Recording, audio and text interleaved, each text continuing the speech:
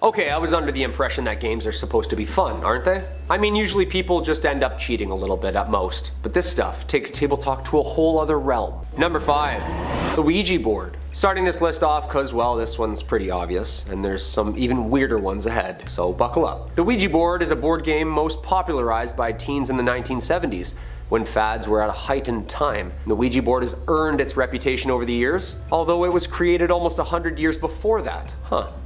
Go on. The year is 1891, and as the first ads started appearing in papers, Ouija the wonderful talking board. Extra, extra, read all about it. The title from a Pittsburgh toy and novelty shop. The first paper described a magical game that answered questions about the past, present, and future with marvelous accuracy. An advertisement in a New York newspaper titled it interesting and mysterious as proven at patent office before it was allowed. Price? $1.50. Okay, so chilling and affordable. A flat board with the letters of the alphabet configured into 2 semicircles, above the numbers 0 through 9, the words yes and no in the upper corners, goodbye at the bottom. No batteries included nor needed.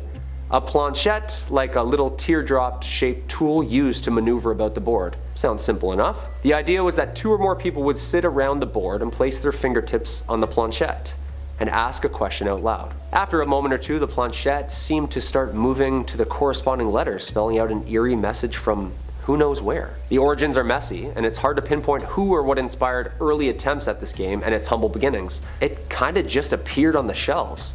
Spooky. After the 1850s, the Fox sisters of New York had popularized spiritualism, and the US started flooding with the interest in spirituality, towing the line of religion-related thrill-seeking. The Kennard Novelty Company exclusively made and marketed these talking boards. One thing, however, is that they didn't have a name for this new game. Apparently, the lore goes that one of the men who also owned and founded Kennard Toys' sister was a medium, and when asked the board what it would like to be called, to which it responded, Ouija.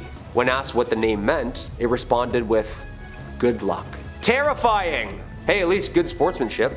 Good lucks and good games? Kinda nice touch before it spells out your fate, no? One thing I know for sure is that I'm never playing this game. Number 4, hide and seek alone. Hide and seek alone has gotten some pretty dramatic online traffic throughout the past 20-ish years. Results from people who try it, write about it, and avoid it are all pretty interesting to say the least. Though it's a bit of an elaborate ritual, the game, you summon a ghost into a doll or stuffed animal at around 3 a.m. and then invite the possessed doll for a friendly game of hide and seek. First off, who's doing this? Second off, it's 3 a.m. I'm old. I'm sleeping by this point. Third, I don't do dolls, man. Creepy. Surfacing in the 2000s on the deepest spots of the web, this frightening and spiritually challenging game has made waves and enforced that serious problems could arise if played wrong. How do you mess up hide and seek? Found you. In some cases, the rituals call for very specific details. Other times, a very loose game setup. Some dolls were even stuffed with rice instead of cotton, and apparently toenails from the player for a DNA connection were added to the object. It's at times like these that these legends start sounding very fake.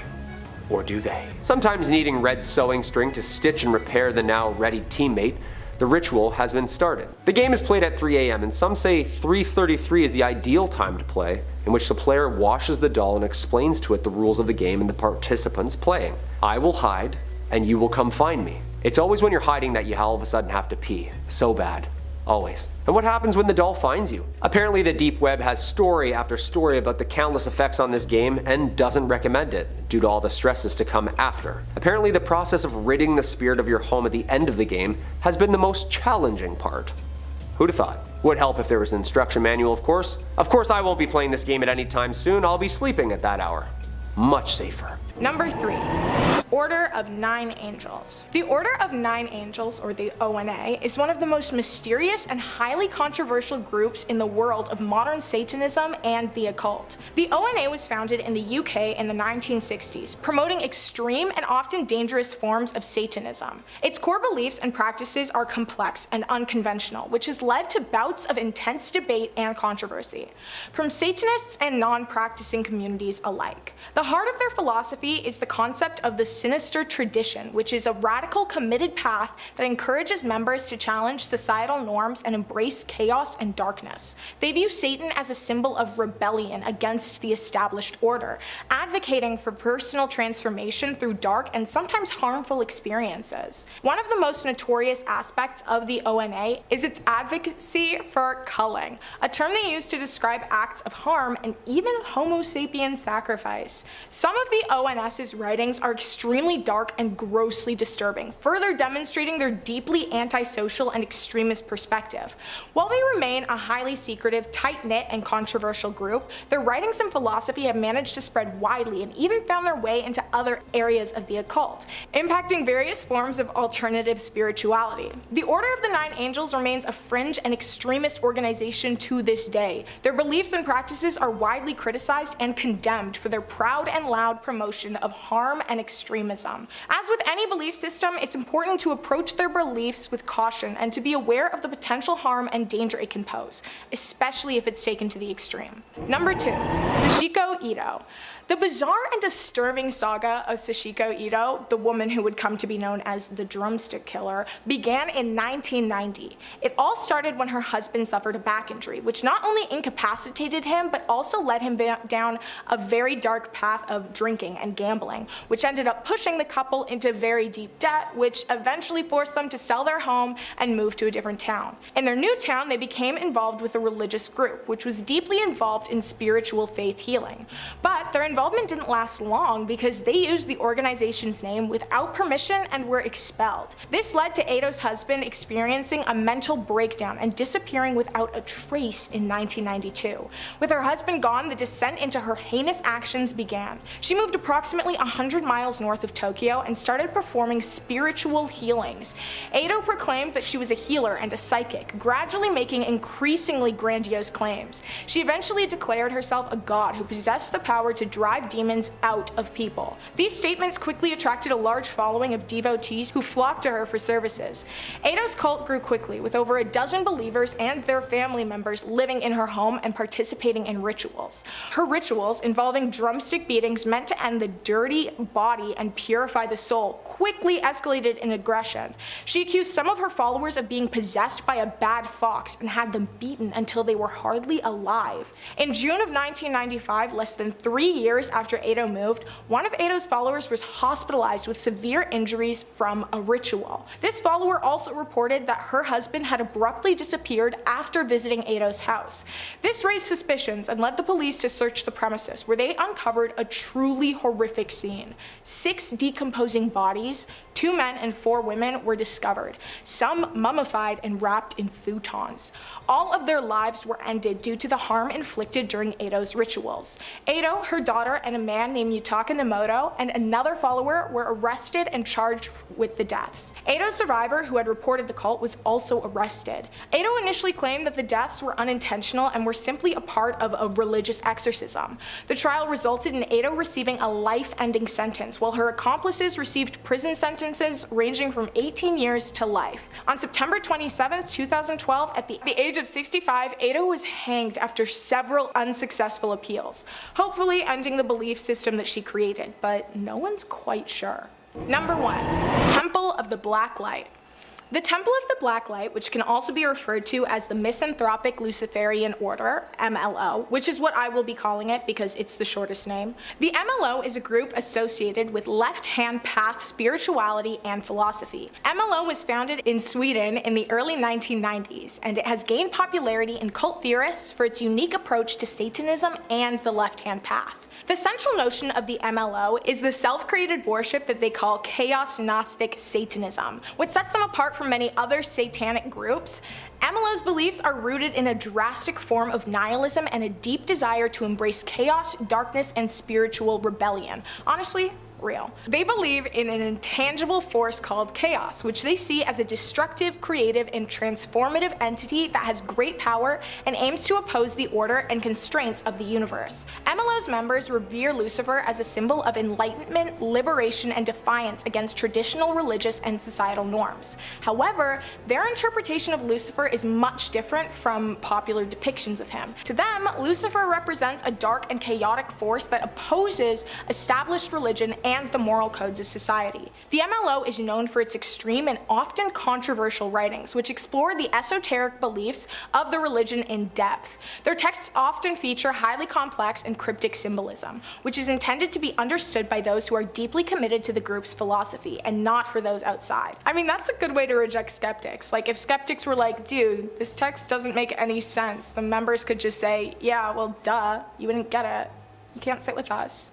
The Temple of the Black Light is considered a highly controversial group within the broader satanic community as well. They are criticized for their extremist and nihilistic views, as their beliefs are not an accurate representation of traditional satanic traditions and beliefs, which normally encompass a wide spectrum of beliefs and practices. The Temple of the Black Light actually remains a small and secretive group that's still active to this day. Number 3, Robert Johnson. Robert Johnson could play the blues real well. In fact, he played it so darn well that people suspected he wasn't just really in tune with the music, but had made a deal with the devil to pluck the strings. Johnson was born in Mississippi in May 1911 and lived alongside his 9 siblings. Good gosh, imagine the rush for the bathroom in the mornings. He eventually made his way to Memphis, where he discovered his love for the blues, and boy howdy could he play them. By all accounts, he was a legendary harmonica player, but initially his friends would describe him as a pretty lousy guitarist. Well, practice makes perfect, right? Well, practice and demonic transaction. Because the story goes that Johnson would disappear for a few weeks entirely and buried his guitar at the crossroads of the now famous Highways 49 and 61 in Clarksdale, Mississippi, where the devil retuned his instrument and blessed his hands with the unnatural skills that made him a legend. When he started playing again, he was an overnight master of the blues. Now, unfortunately, the blues is born out of tragedy, and Robert Johnson was sadly no different. He passed away at the fairly early age of 27, the infamous age in which rock stars and famous musicians are purported to die with an alarming regularity. Amy Winehouse, Kurt Cobain, to rattle off a few. What makes this particular death odd, though, is how few details exist. His death was never reported, no autopsy ever performed, no cause ever given. The only thing we have to go on is local folklore. One in particular tells the story of Johnson playing at a country dance, where Johnson had been flirting with a married woman, and she gave Johnson a bottle of whiskey, which was slapped out of his hands by Sonny Boy Williamson, another musician at the exact same show. And he told him not to drink anything that he hadn't personally seen the lid come off of, which is fairly good advice. And Johnson responded by saying, "Don't ever knock a drink out of my hand." Johnson would die in a convulsive state 3 days later, with some believing that he'd been poisoned by the woman and her husband as revenge. Or perhaps it was just the devil coming back for the merchandise that he paid for, his soul. Number 2, Agrippa. Heinrich Cornelius Agrippa was a scholar living in the 15th century with one of the coolest names ever. Corny Agrippa. Agrippa devoted his life to writing about the occult. Now, I can freely talk to you about the occult, the devil, and all manner of blasphemous heretical things, but things haven't always been so liberal. And way back when, even so much of breathing about the devil was tantamount to sinning, so Agrippa was not a man without controversy. He wrote of the devil in great, intricate detail. His books would include information breaking down exactly how witches cast spells and perform incantations and rituals, and even shared where they get all of their cool outfits, big hats, and big stomping boots. It's mostly Hot Topic and doll skill. So where did Agrippa get all of this information? Was he just making it up? Was he really in tune with the local scene? Kind of.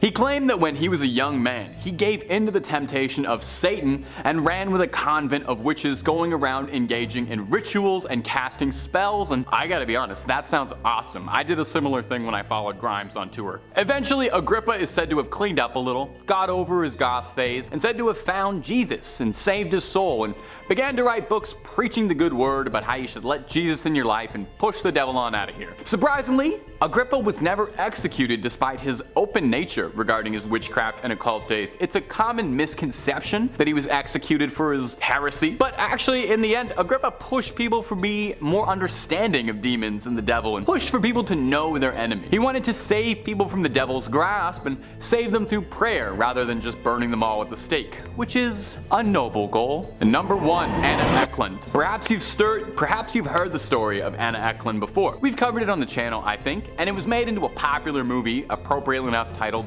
The Exorcism of Anna Ecklund, so you don't confuse it with any other exorcism movies out there. Now, Anna's story is infamous. She's a young woman from America who has the dubious award of having the world's longest exorcism, spanning decades of exorcising. Those demons were in there good. Those are demons with like rent control. You're not getting them out of that apartment. It will begin in 1912 when Ecklund underwent an exorcism by Father Theophilus Reisinger, a Bavarian priest. It seemed like things were successful and Anna was freed, but then in 1928, Anna began exhibiting all the telltale signs of demonic possession yet again, and Reisinger returned to perform a second exorcism on Ecklund. Ecklund was taken into a convent on August 1928 to be dealt with round the clock. She would behave oddly, to say the least, hissing at them like a cat, flying into fits of violent rage when offered food that had been doused in holy water. This exorcism was brutal even by exorcism standard, with Ecklund allegedly levitating, howling, hanging out the door frame. Ecklund was believed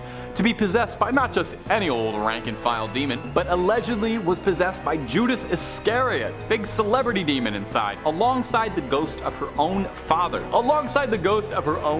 Who had an affair with her aunt and had made unwanted advances to Anna in life. After months of exercising, and not the good kind, Anna's body deteriorated.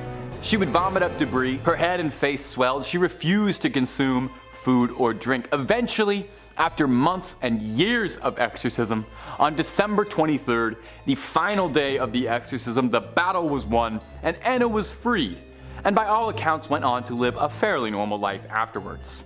A Christmas miracle if there ever was one. Number 5. The Cult of Dionysus.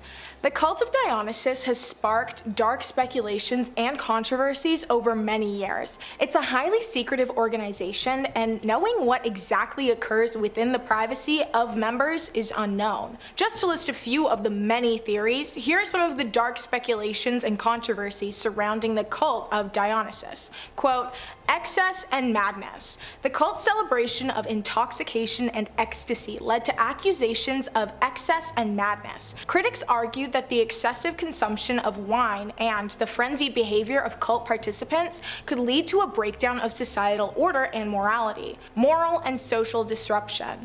Many in the ancient world viewed the Bacchanalian and Dionysian festivals as a threat to established social norms. The rejection of traditional rules and the temporary suspension of societal rules during these festivals raised concerns about moral and social disruption. Bodily liberation. Some Dionysian rituals were associated with liberation and promiscuity. Some believed that these practices would lead to licentious behavior and the erosion of traditional family structures. Foreign influence. The cult of Dionysus was often associated with foreign influence and was viewed with suspicion by those who feared the introduction of foreign beliefs and practices into their culture.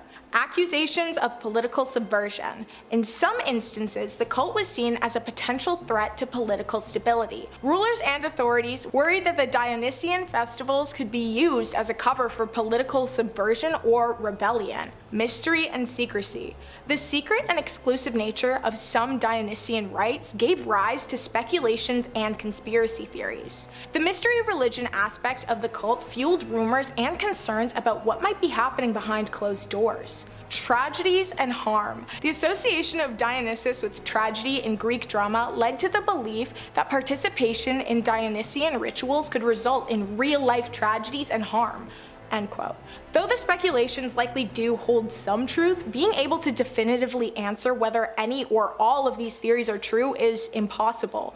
Records of the cult's activity were often exaggerated through misunderstandings or misinterpretations of the cult's practices. But it is thought that many of the rituals have been spotted throughout history, hinting that the cult may not be as inactive as many think. Number 4. The Blackburn Cult. May Otis Blackburn's cult, which is referred to with many names, including the Order of the Doves and of course the Blackburn cult, was a controversial religious movement that emerged in Los Angeles, California. The cult's beliefs and practices were described as a combination of mysticism, apocalyptic prophecies, and unorthodox spiritual teachings. The cult was unofficially founded in the early 1920s, centering its teachings on the notion that May Otis Blackburn, their leader and founder, was a chosen prophet, selected by divine forces to guide followers through the impending end of the world. May claimed to receive direct revelations and instructions from angels and other spiritual entities. She warned her followers to prepare for the looming apocalypse, leading them into believing that only they would be saved from the cataclysmic events she spoke of. The beliefs also included select sections of witchcraft and mysticism, which actually led to legal troubles for May Otis Blackburn and her followers. In 1929, she, along with her son Raymond, faced a high-profile trial in which they were accused of practicing witchcraft and defrauding their followers. The trial received significant media attention and portrayed the cult as a group of radicals who manipulated their members for personal gain. May Otis Blackburn was a writer also. She produced numerous books and pamphlets to spread her religious doctrines and apocalyptic visions. These writings played a crucial role in spreading her teachings and attracting new converts to the Order of the Doves. Despite the cult's strange practices and legal challenges, it managed to gather a following during its existence. However, the relentless scrutiny from the law surrounding a certain body found under a house frequented by the cult and disturbed opinions from the public ultimately led to its disbandment. May Otis Blackburn's life took a quieter turn after the cult's dissolution, and she passed away in 1951. But to this day, it's not known certainly whether there are still practicing members, whether it be people who grew up in the cult or those whose parents raised them under the set of beliefs. Number 3 on this list is the Daevas. The Daevas actually come from the religion Zoroastrianism and are part of that religion's demonic entities. If you're unfamiliar with that religion, then just know that it is one of the oldest religions ever and is still being practiced today. Well, there are tons of messages in scripture and artwork describing these demons that basically act as warning messages to all who may have the misfortune of running into them. Grunge says, traditionally Daevas are thought to be the creation of Ahriman, an antagonist and equally powerful counterpart to the benevolent creator. In one of their religious texts, the Gathas, Daevas are described as rejected gods with an affinity for evil who, for whatever reason, still hold sway with some followers. One of their chief character traits is an inability to discern truth from lies, making them at least psychologically adjacent and possibly directly related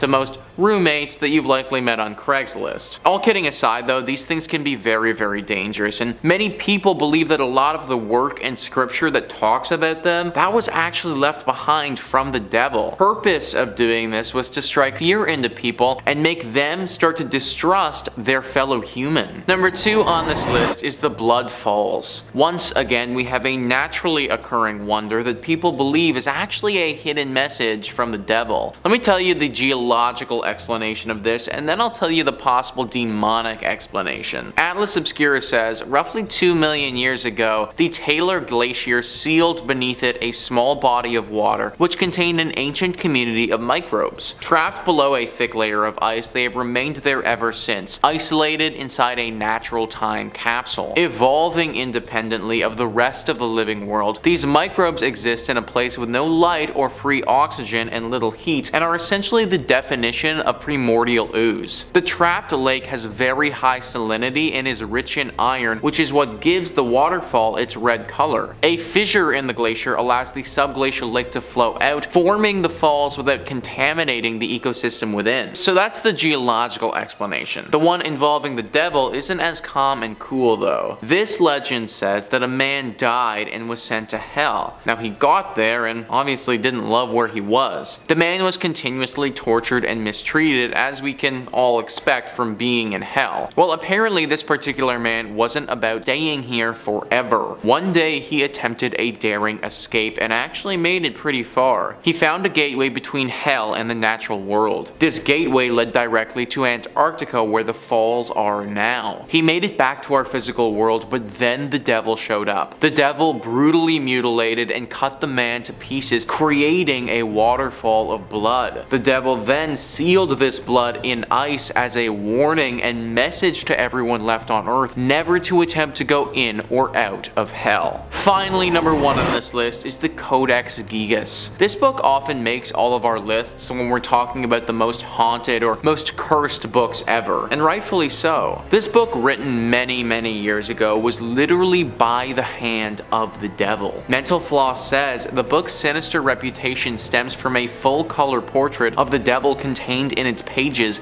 and a legend about how the image got there. According to folklore, the book is the work of a monk, possibly Hermanus Heremitas or Herman the Recluse, who had broken his vows and been sentenced to be walled up alive in the monastery. He struck a deal to save himself. If, over the course of a single night, he could write a book containing all the world's knowledge, his life would be spared. When he realized the task was impossible, the monk sold his soul to the devil, who helped him finish the book and signed it with the now infamous portrait. Now, I'd love to tell you guys what message the devil left for us in here, but that would require me to read the book myself, which I have absolutely no intention of ever doing. Legends have been told of people becoming insane and losing their minds and all sense of reality after reading it. So, even if I did read it with the intention of relaying the messages to you guys, I don't know if I'd even be capable of doing so. It's been kept in Sweden's National Library and has been there for several hundred years. If you guys wanted to go and give it a read, I don't recommend it. Number 5. Amy Stamatis, 2006. Amy Stamatis was a nurse living in Searcy, Arkansas, and working at a hospital in the nearby town of Little Rock. The then 49-year-old was writing reports and suddenly realized that she had completely forgotten her training and could not remember any of the details of how to do her job. Not being able to continue in the field that she had dedicated her life to, she was forced to resign her post. Despite having been a jogger for years, she suddenly found herself unable to engage in that activity either. One by one, the things that brought her joy were suddenly becoming out of reach. Her mental condition worsened with incidents of her hearing voices, removing her clothes in public, suddenly screaming at loved ones, and climbing a 7-story parking ramp with the intention of leaping off of it. Although police officers managed to talk her down from this incident, the voices she was hearing continued to convince her to commit acts of self-harm, culminating in her jumping from the 2nd-story window of her house, resulting in her becoming paralyzed from the waist down. While she was recovering in the hospital, she received a visitor, a Pentecostal evangelist named Cindy Lawson, who claimed to have successfully performed 10 real exorcisms before, having witnessed people's eyes changing colors during the ritual, and even a few cases of levitation. Lawson claimed that God had spoken to her and told her to go to the hospital where she would find Amy, who was unknowingly possessed by demons. Stamatis agreed to let Lawson perform an exorcism, and though she has no memory of how the event went down, family members who were present claimed to see an instant change in Amy after it was complete. Number 4.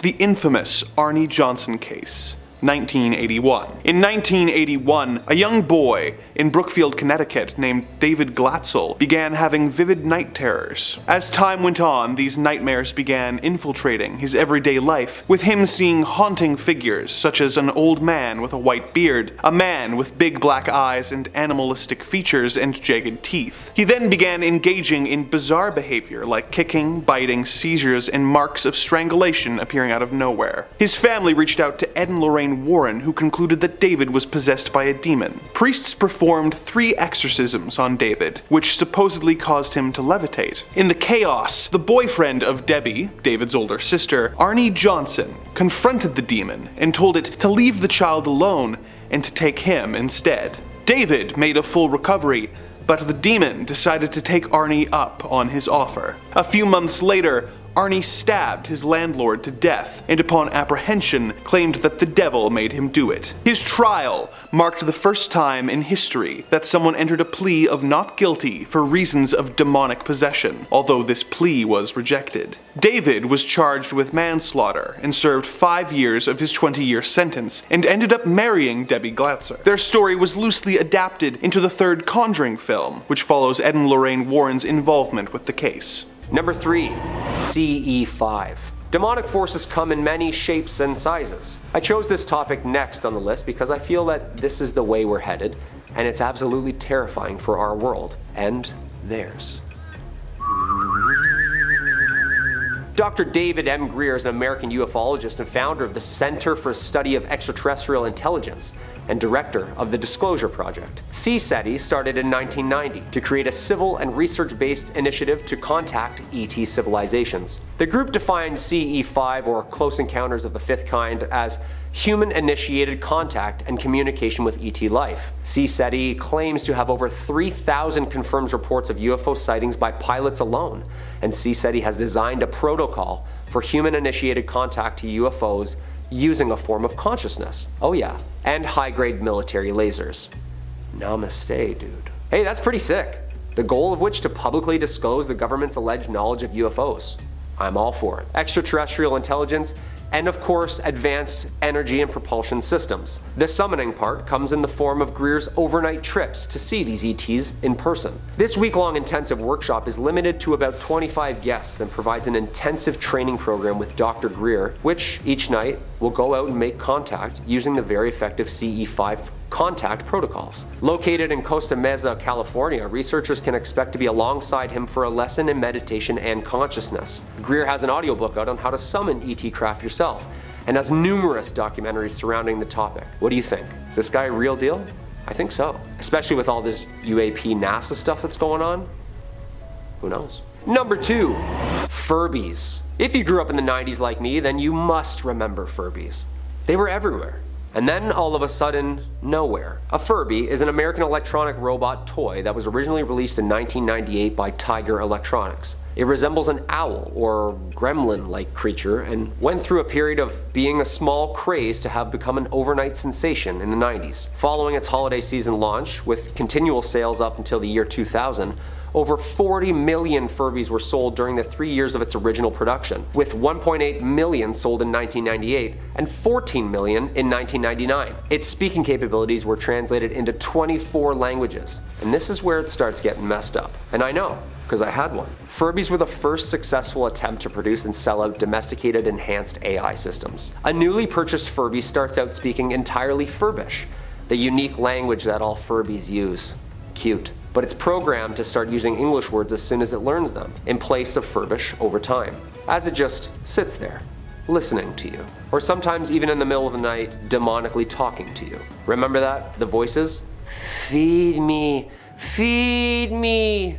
This process is intended to resemble the process of gibberish and learning English slowly. So sophisticated for its time. The updated Furby with voice recognition and more complex facial movements was sold by Hasbro between 2005 and 2007. Another updated Furby with even LCD eyes and a mobile app was released for the holiday season in 2012. There were a couple of red flags that had us convinced they were possessed right from the beginning. First off, they don't speak with batteries. Even if the entirety of the wiring is ripped out of them, they wake you up in the middle of the night, usually saying some messed up from the other room, and would occasionally start speaking in tongues. I know, because I heard it. I'm pretty sure that's all the red flags and requirements of a haunted toy, people. And number 1, haunted video game. The Haunted Majora's Mask cartridge story, commonly referred to as Ben Drowned, is a creepypasta story and deep web find. This one personally gives me chills just thinking about it because I've personally watched a 5-hour speed run of this craziness. Please, do some homework, you must on this one. Not only because Majora's Mask is a beautiful game, but the crazy horror urban legend that was born is very scary. The story retells paranormal events that occurred to a sophomore gamer on a college campus, upon receiving a secondhand Nintendo 64 cartridge from a friend claiming that he had received the game from an old man throwing out free games. Excited, the gamer tore home and tore into this game.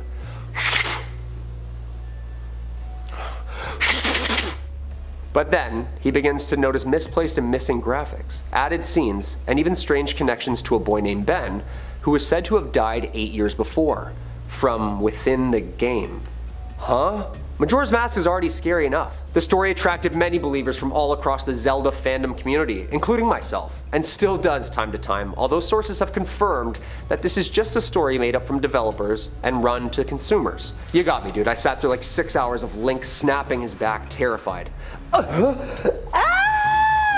Number 5. Nicolo Paganini. The first up on our list today of people who summoned the devil or a demon of some kind is Nicolo Paganini, who was once called the devil's violinist, which is quite the nickname. Looks great on a resume. I didn't know the devil really hired out help like that. Paganini, which does sound a bit like a delicious sandwich, was born in 1782 in Genoa, Italy. Under his father's influence, he was given lessons by renowned violinists, quickly becoming a prodigy. His musical talents were praised, and he was given all manner of scholarships. He had his first performance at 11, and by age 15, he was already touring around Italy performing, just in case you needed something to compare yourself to and feel bad about your own achievements. Don't feel bad. I'm 26, I haven't toured Italy once. He was particularly well known for being able to perform recitals without sheet music. He memorized everything and was apparently able to play 12 notes a second at an inhuman speed. Now, while this could be explained by the fact that he'd been raised to play the violin in a Spartan-like upbringing, locals around Genoa began to whisper and tell stories of how he must have sold his soul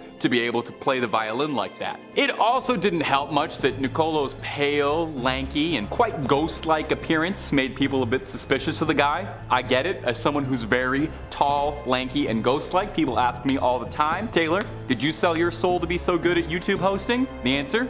Yes. Paganini was a striking man with hollow cheeks, pale skin, and very long, thin fingers, which did not calm any of these rumors down. These things plagued his reputation, with people claiming outlandish things, saying they'd seen him with hooves, they'd seen him talking to the devil. Some say his violin was made out of the intestines of a woman he'd slain, and her soul was trapped in his violin, which I guess would make it sound beautiful? Now, in the end, Paganini would contract tuberculosis, and found himself getting weaker and weaker as the months and years went by. Before his death, he turned away last rites from a Catholic priest, saying he didn't need him because he wasn't going to die. He would pass shortly after. Was it because he'd already made his last rites with Satan, or was he just confident? It's up to you to decide. And if you're looking for more freaky stories of demonic possession, exorcisms, and all that jazz, we've got loads of that on the channel. If ghosts and goblins ain't your jam, we've got cryptids, conspiracies, aliens, government cover-ups, basically anything scary above or under the sun, we've covered it more than a few times. So click on through, hit that bell to not miss a single scream, but please, do that at the end of this video, okay? We got way more scary stories coming up for you. Number 4, Latoya Ammons. Our next entry on this list is Latoya Ammons and her mother Rosa Campbell, involving an infamous haunting that is sometimes referred to as the 200 Demon House or the Demon House. That's a lot of demons. A family moved into a new house in Gary, Indiana, only to quickly discover that the house already had plenty of residents. They claimed that black flies would swarm the porch every single day in December in a climate that should reasonably have had them die off. Mother Rosa Campbell claims she heard footsteps in the basement and doors creaking, and witnessed a shadowy specter of a man pacing around her living room, claiming he was leaving behind boot prints. Now that's pretty scary. But the most wild claim was that this spirit man once choked her directly. Rosa's daughter Latoya claimed that she levitated above her daughter while unconscious during a sleepover, leading to her friend praying for her safety until she returned to the ground. Another wild incident describes an unknown force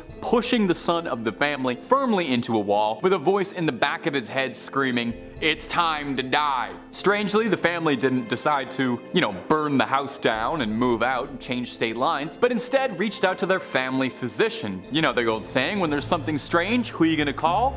Your local general practitioner. Well, the doc visited the house and noted that he thought the behavior of the family was delusional. So the family went to Father Michael Maganote in 2012, who was called in to perform an exorcism. He believed the family had unintentionally summoned a demon and were being tormented by hundreds of demons. And the real estate agent didn't mention that, did he? In the end, the father exorcised the house, and the Ammons family moved to Indianapolis in peace, where they now await a movie deal from 20th Century Fox, I'm certain. Number 3, Roland Doe, 1949. In 1949, a young boy was mourning the loss of his aunt, who had been a deeply committed spiritualist who had taught the child how to use a Ouija board so that he could converse with spirits. The boy, whose name was changed to Roland Doe in the reports of the incident to preserve his anonymity, soon began hearing strange scratching noises coming from inside his bedroom walls, and having issues with his mattress vigorously shaking on its own. His parents took him to medical professionals who could find nothing wrong with the boy. When the family minister also failed to find anything, the boy's parents enlisted Father E. Albert Hughes, who received permission from the church to perform an exorcism on Roland. This attempt didn't end up working out, as Roland tore a spring out of his mattress during the ritual and slashed the priest across the shoulders. Upon inspection of Roland, his mother discovered that the word Louis had been scratched onto his flesh. She took this as a sign to go to St. Louis, where she met Father Walter H. Halloran and the Reverend William Bowdern. They attempted nightly exorcisms on the boy, during which the child was sent into a rage at the sight of a crucifix, caused the bed to rattle, and made items fly across the room. The clergymen found a large X scratched on Roland, which caused them to conclude that he was possessed by 10 different demons. On the 21st attempt, Roland gained control of himself, claiming that the spirits were gone, and that he had had visions of Saint Michael fighting and defeating the devil on his behalf. Roland never suffered any further incidents of demonic interference again, but the story of his ordeal inspired the novel The Exorcist, which was adapted into the classic horror film of the same name. Number 2. Gottlieben Dittus, 1842. Our next entry takes us to the German village of Mottlingen in 1842. Residents of this sleepy village started to notice strange noises and odd goings-on at the home of a 28-year-old woman named Gottlieben Dittus, who believed that her house was being haunted by the ghost of a woman who was always seen carrying a baby in her arms. Dittus began being affected and would drift in and out of a trance-like state, seemingly blacking out for days at a time. The local pastor, Johann Christoph Blumhardt, took it upon himself to free Dittus of her affliction, which had lasted for 2 whole years before he got involved. He claimed that Dittus was possessed by several demons, as well as the spirit of the woman that she had reported seeing, who Blumhardt believed to be the ghost of a local murderous widow who had been known for burying children in a nearby field. The exorcisms he performed on Dittus were horrific, with her reportedly vomiting blood, broken glass, and even nails. The exorcisms continued until one day Dittus appeared to snap out of her possession, declaring that all the demons and spirits had been cast out, and that Jesus was the victor. Number 1. Clara Cele, 1906. In one of the first documented exorcisms in South Africa, a 16-year-old orphan named Clara Germana Cele was staying at the Marion Hill Mission School in Umzinto when she began exhibiting violent behavior. The behavior became more and more extreme until one day the teen began growling, tearing at her clothes, and demanding to speak with the local priest, Father Erasmus Horner. Clara confessed to the priest that she had made a deal with the devil himself, and when the nuns tried to pour holy water on her, her skin began to burn. She would go wild and convulse at the sight of religious iconography, showed immense strength disproportionate to her size, and she began speaking languages that the young teen could not possibly know. When Clara began levitating in front of them, the priest and the nuns got permission to perform an exorcism on her. The exorcism was a wild ordeal, with Clara trying to strangle the priests, levitating at various times, and in perhaps the most horrifying and amazing moment of the ritual, transforming into a serpent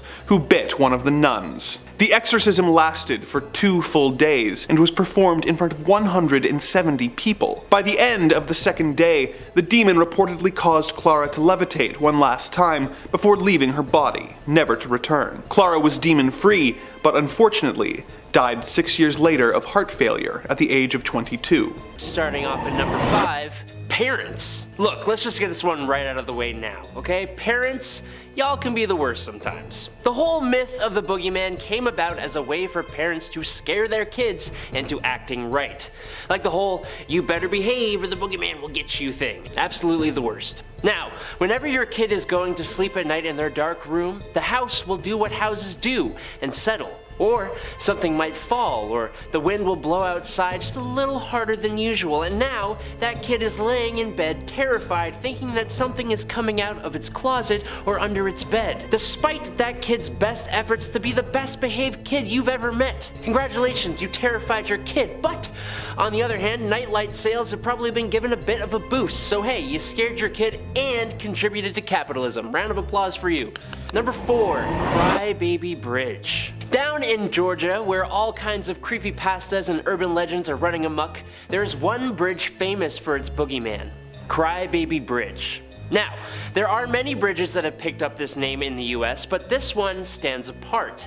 What is an unassuming rickety wooden bridge with no safety rails during the daytime is the most haunted bridge in Georgia by night. The legends say that a single mother, crying and hoping for the end, was driving one rainy night with a small passenger in the back seat. Blinded by the rain and her own distraught tears, she drove off the rickety bridge that would later become Crybaby Bridge. The water below was not horribly deep, but for a woman who didn't care for her life and the helpless one in the back, the water brought the end.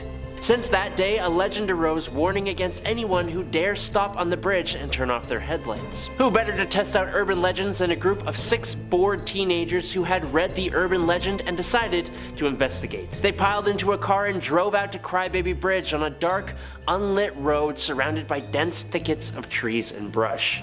The teenagers drove out onto the 30-foot bridge as it creaked and crackled under the weight of their car. All at once, they agreed to get out of the car, but as they did, something below used their movement as cover for its own.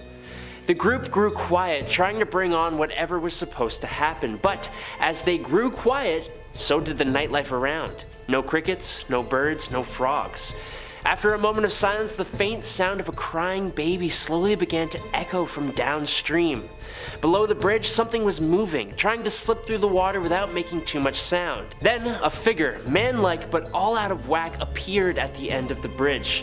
It had a huge face with little beady black eyes, a huge nose but flattened. The face was covered in thick, reddish hair, and from its mouth were the sounds of a crying baby. But as the teens shone their light on this creature, the crying stopped. Now, the 9-foot tall creature stepped forward, a huge, muscular creature with elongated arms. As the teens recoiled in horror, another similar creature began reaching up from under the bridge, trying to get a hold on an ankle. This was a trap. What happens next? Well, you have to read the rest for yourself, sorry. Number 3, the Bye-Bye Man. Eli was a graduate student living in the town of Sun Prairie, Wisconsin in the fall of 1990 with his girlfriend Catherine and a friend named Jonathan. Someone had found an old Ouija board in an attic and for fun gave it to the 3 friends who had been living together. Just like any group of friends would, the 3 began conducting experiments with the board, seeing if this whole superstition thing was real. Turns out they had a pretty wild ride. After they believed they had communicated with a number of spirits, they decided to make an effort to contact a spirit that had actually been a living human. The board eventually transmitted the story of the Bye-Bye Man, a blind albino man born in Louisiana sometime in the 1920s. According to the story, his parents put him in an orphanage in Algiers, New Orleans, where he was shunned. The boy eventually escaped the orphanage and turned to the life of a killer. Jumping on trains and traveling around wherever he wanted, he was accompanied by his companion called Gloomsinger, which was a dog-like creature sewn together from the tongues and the eyes of his victims. Well, unfortunately, the 3 friends, Eli, Catherine, and Jonathan, were told via the Ouija board that the spirit of the Bye-Bye Man had latched onto them and that he was coming for them. Apparently, anyone who thought of or said the Bye-Bye Man's name became his next target. He then began riding the rails in their direction, sending out Gloomsinger to locate the person. Once they were found, Gloomsinger would let out a shrill whistle to call to the Bye-Bye Man. The history of the Bye-Bye Man is traced back to a teenager who told a reporter that he took his family's lives because the Bye-Bye Man made him do it. Luckily for Eli, Catherine, and Jonathan, they were not driven to hurt anyone, but they were definitely scared out of their skin.